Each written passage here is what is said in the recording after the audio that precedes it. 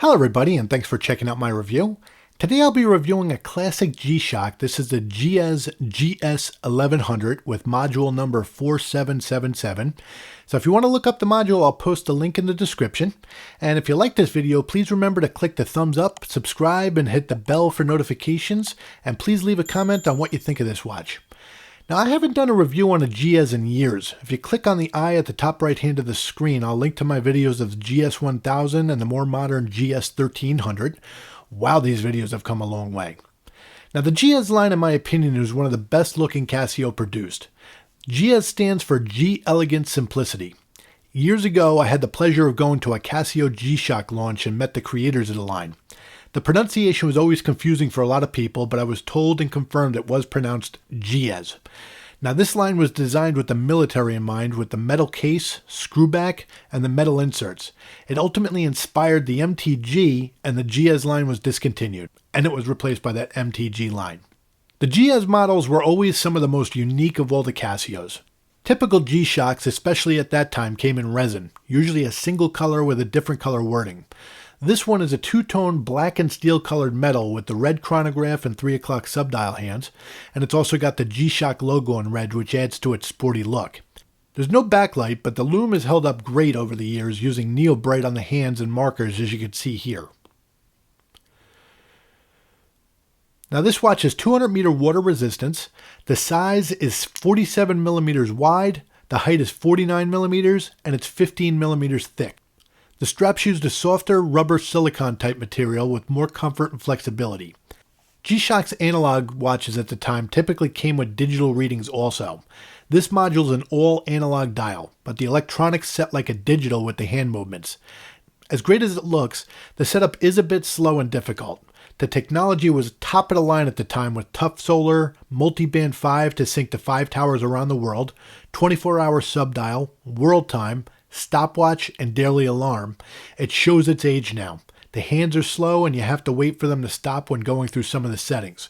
So here's a close-up of the functions.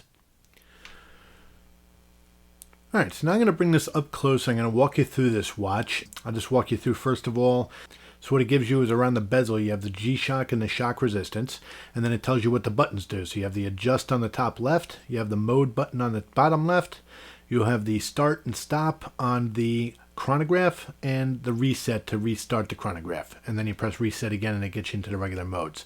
So I'm going to get into that in a moment, but what I wanted to do is walk you through around the circumference. That is the country codes, so this way when you're changing the regular time for your home city and then the dual time, and then it gives you a subdial, which is a 24-hour. You have the mode button. Basically it tells you what mode you're in on the right subdial, and then the seconds on the bottom subdial. Then, of course, you have the date. So now going into the setting on this watch, first of all, it's got the multi-band 5, as you can see above the mode button there. So what it does is it syncs up with the atomic clocks around the world.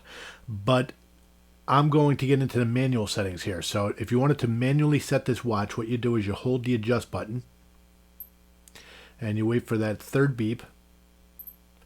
And this gets you into the country mode. So as you can see right now, it's in Honolulu, Hawaii.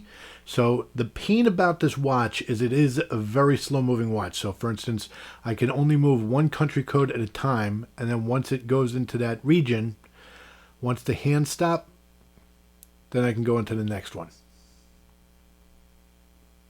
So now we're in LA, Denver. And I'm just speeding up the hands so this way it just makes it easier to be able to show you. Going to Chicago. And then my home, New York City. So once it gets into that area, then you press the mode button and that moves you over to the hands. So you can move it one dot at a time and you can go forward and back using the right buttons. And if you want it to go quicker, you just hold on to it and it'll roll it for you. Then you want to stop it and you want to backtrack a little bit.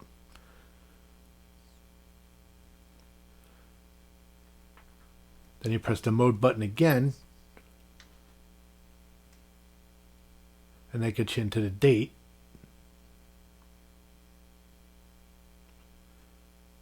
So today is the 1st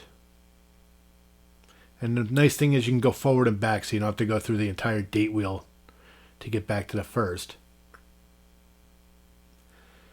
And then you press it again, and this allows you to set the day of the week. So you'll see the subdial move. So it's Thursday now. Press the mode again, and that gets you back to your world time settings there. Now once you're done, you press the adjust button, and then it goes into regular timekeeping. So now to go through the modes, if you press the mode the first time, that takes you to your dual time settings. So what it's going to do is I have it set up right now for Chicago for my second time. So it goes into that second time zone. So if you travel a lot, it holds that time zone for you. Then you can go into the alarm. And this is where the hands are going to move to the alarm time setting. So right now I believe I have it currently set up for 6 o'clock. And this is where the 24-hour clock on the left side helps out. So this way you know if it's in the morning or the afternoon.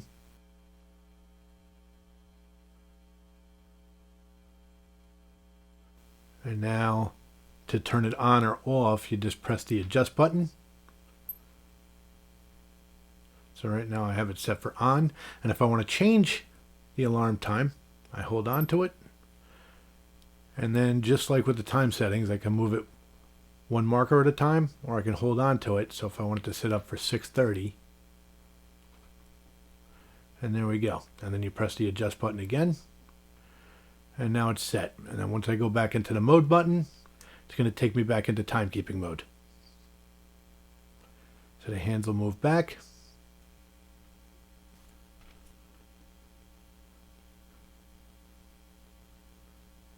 So now we're into regular timekeeping mode. Alright, so to get you into the chrono mode, what you do is press the reset button and it zeroes out. And what's going to happen now is that 3 o'clock subdial now turns into minutes. So when you press the start button, it starts. So you'll see a 1/10 of a second. You'll have your chrono for the second, and then you'll have that 3 o'clock will count minutes. So it's a 60-minute stopwatch. And to stop it, you press the start button again, and then to reset it, it'll zero out. And if you want to go back into timekeeping mode, just press the bottom right. And the nice thing about the chrono mode is the hands will always be at the current time. And here's what the back shows you. So it gives you the module number in the box up here. You have the model number, and then it just tells you it's stainless steel, it's made in Japan.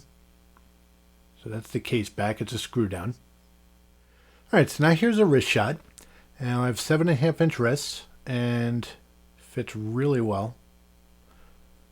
Strap size is perfect.